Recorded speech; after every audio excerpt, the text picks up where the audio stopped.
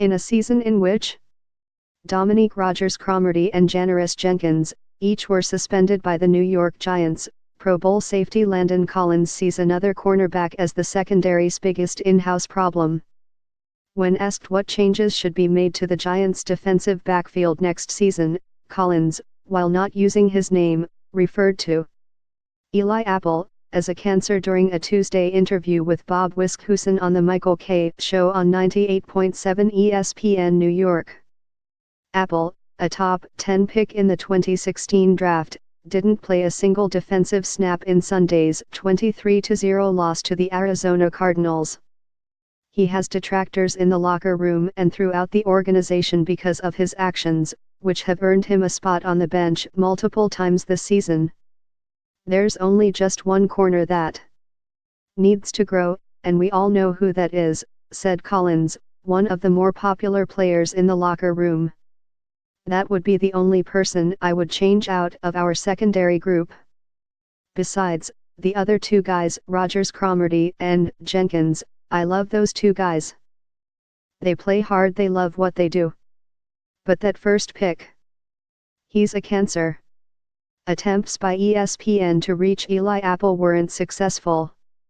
Collins, who was placed on injured reserve Tuesday with a fractured forearm, had to be restrained from confronting Apple the past few weeks, according to a recent report by NJ Advance Media. Collins said last week during his weekly radio spot that Apple needed to grow up.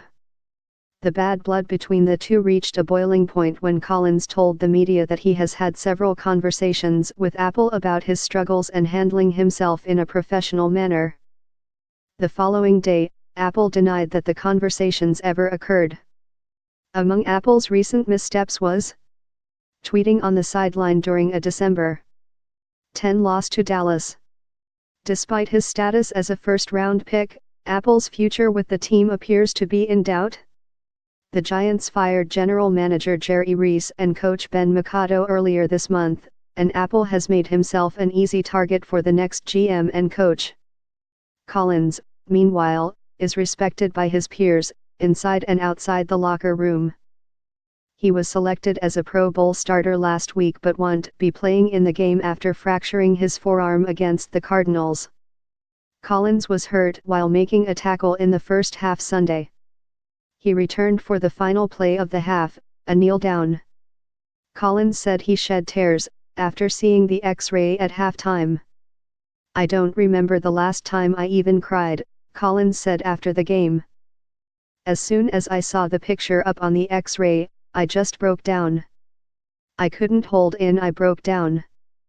The Giants, 2-13, are playing for little more than Pride Sunday, when they host the Washington Redskins. Still, it meant something for Collins to finish the season. He said the tears were because he realized he wouldn't be able to return to help his teammates.